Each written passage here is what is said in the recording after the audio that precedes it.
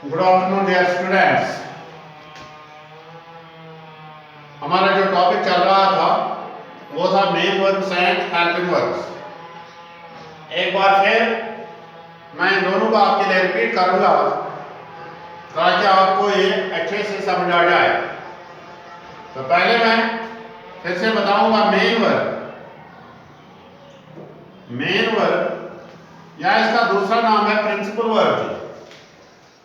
It is that word in the sentence, it is that word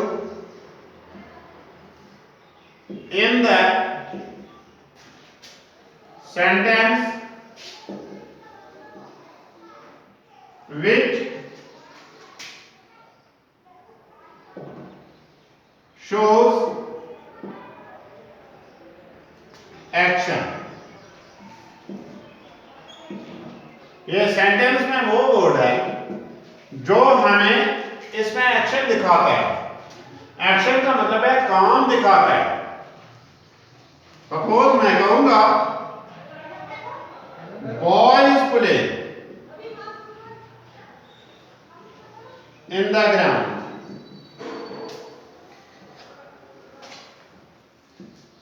इसी तरह girls are waiting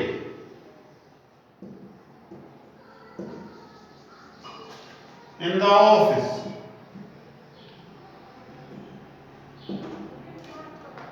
या इस तरह और कोई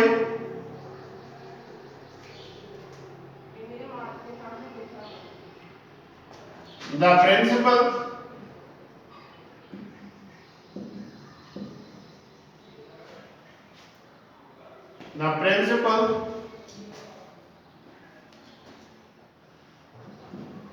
will come at 10 AM। ये मुख्तलिफ सेंटेंसेस हैं जो मैंने यहां लिखे। तो इनमें आप देखिए boys play in the ground, यहां पर प्ले हमें एक्शन दिखाता है कि बॉयज क्या करते हैं या बॉयज क्या करेंगे। इसी तरह गर्ल्स आर वेटिंग, ये गर्ल्स क्या कर रही है। इसी तरह तीसरा द प्रिंसिपल विल कम, ये प्रिंसिपल क्या करेगा। तो इन तीनों सेंटेंस में प्ले, वेटिंग और कम ये वर्ब्स हैं, क्योंकि इन तीन वर्ड से हमें पता चलता है इन तीन सेंटेंस में काम क्या हो रहा है। पहले में boys play in the ground, लड़के क्या कर रहे हैं, प्ले कर रहे हैं। दूसरे में गर्ल्स आर वेटिंग, लड़कियां क्या कर रही है, वेट कर रही है। प्रिंसिपल विल कम, प्रिंसिपल आएगा, आने का काम है। यहां पर खेलने का काम है, यहां पर वेट करने का काम है, यहां पर आने का काम है। आई ईट, मैं खाता हूं, यहां पर इस सेंटेंस में खाने का काम है, एक्शन है। तो जो ये वर्ड्स हैं प्ले, वेट, कम, इनको बोलते हैं वर्ब्स या मेन वर्ब्स। तो यही मैंने कह दिया, it is that word in the sentence. Sentence में ये वो वर्ड होता है जो हम सेंटेंस कहते हैं। It is an orderly group of words, it is an orderly group of words. ये ग्रुप ऑफ वर्ड्स होता है, कलेक्शन ऑफ वर्ड्स होता है। सेंटेंस कलेक्शन ऑफ वर्ड्स होता है, ग्रुप ऑफ वर्ड्स होता है, which gives some meaning, जो हमें कुछ मायने देता है, जो हमें कुछ मीनिंग देता है। और इस सेंटेंस में ग्रुप ऑफ वर्ड्स में जो ये अलग किस्म के वर्ड्स होते हैं उनका अलग अलग काम है, और क्या उनका अपना अपना अलग अलग काम है, तो फिर उनको अलग अलग नाम भी है। काम भी अलग अलग है और फिर काम के एतबार से उनका नाम भी अलग अलग पड़ जाता है। सपोज पहले में हम बताएंगे boys play in the ground, ये जो बॉयज है ये काम करने वाले हैं, तो इसको बोलते हैं सब्जेक्ट। प्ले ये काम हमें दिखाता है। इन इसको बोलते हैं प्रीपोजिशन, द इसको बोलते हैं आर्टिकल। तो अपने अपने काम के एतबार से हर किसी वर्ड का अपना अपना नाम है। इसमें भी या और कोई सेंटेंस भी हो सकता है, क्योंकि हमें यहाँ टॉपिक है वर्ड। तो इस सेंटेंस में जो वर्ड हमें एक्शन दिखाता है, जो वर्ड हमें काम दिखाता है, वर्क दिखाता है, उसको बोलते हैं वर्ड। तो इन 3 सेंटेंसेस में प्ले, वेट और कम ये वर्ब्स है। In the above 3 sentences, in the above 3 sentences,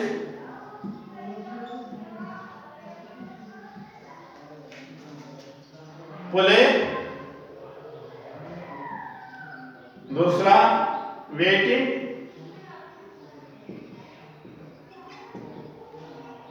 and come और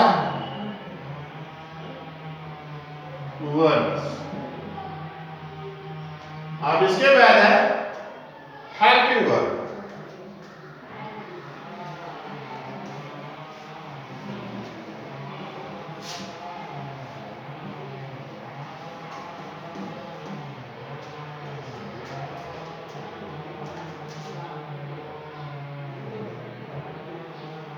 Helping verb, it is that word which helps the main verb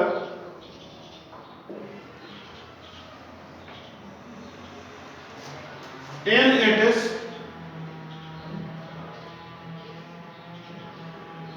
meaning to form its tense or mood as। ये जो दूसरा है helping verb, ये वो word है इस sentence में जो मेन वर्ब को, जो मैंने ये भी बता दिया मेन वर्ब जो हमें एक्शन दिखाता है, ये हेल्पिंग वर्ब, क्योंकि नाम से ही हमें पता चलता है हेल्पिंग वर्ब, ये मेन वर्ब को इसकी मीनिंग में मदद कर लेता है। किस अंदाज से इसकी मीनिंग में मदद कर लेता है, तो फॉर्म इट्स टेंस और मूड कि इस सेंटेंस का टेंस ये बना लेता है। टेंस का मतलब है कि जो हमने ये एक्शन किया, जो हमें ये सेंटेंस एक्शन दिखा रहा है, क्या हमने इसको पास्ट में किया या अभी प्रेजेंट में कर रहे हैं या फ्यूचर में करेंगे, इसको बोलते हैं टेंस।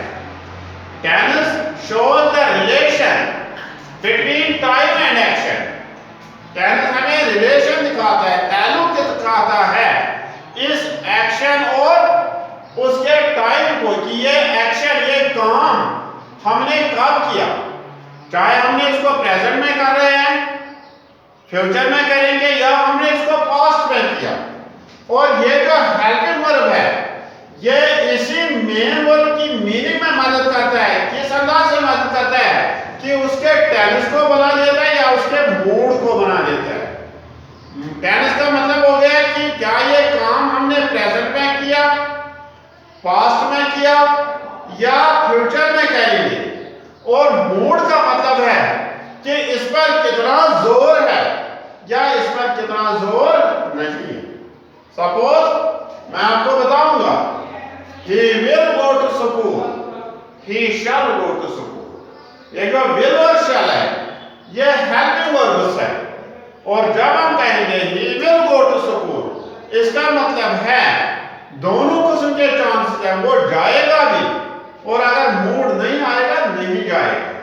और जब हम कहेंगे he shall go to school, तो इसका मतलब है जरूरी है उसके लिए स्कूल जाना।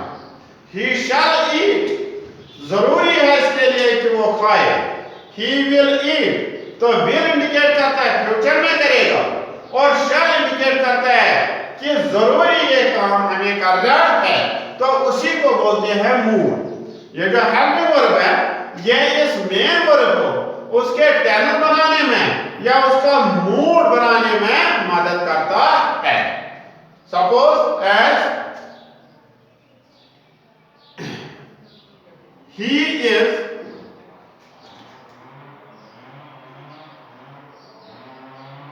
coming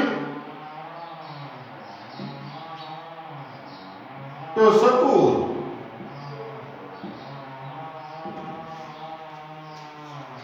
दूसरा में he will come to school, तीसरा you shall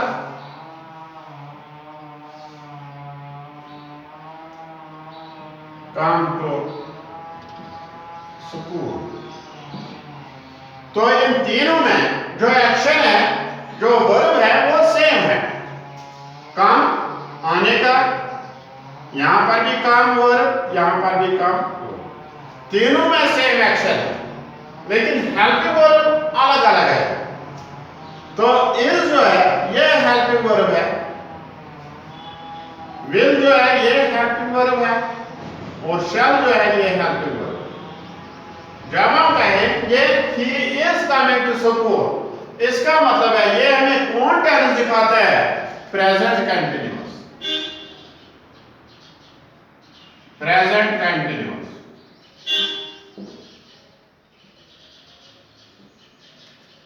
ये हमें इनसे पता चलता है ये जो सेंटेंस है ये प्रेजेंट है। इसी तरह he will come to school, इस will से हेल्पिंग वर्ब से हमें पता चलता है कि ये फ्यूचर है, simple future, simple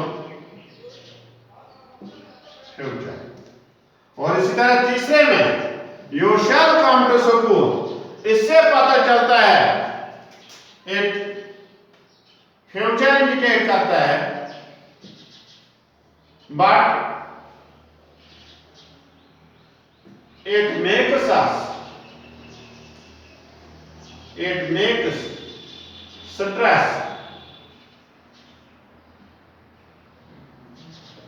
upon the action, it makes stress upon the action। Stress का मतलब हो गया कि जरूरी you shall come to school, जरूरी आपको स्कूल आना है। तो जब हमने ये हेल्पिंग वर्ब shall यूज किया तो इसका मतलब जरूरी हमें ये काम करना है, एक्शन करना है, इसी को बोलते हैं मूड। तो ये फिर से मैंने रिपीट किया, मेन वर्ब और helping verb, this is the difference between the main verbs and helping verbs, and this was the today's topic. Thanks for today.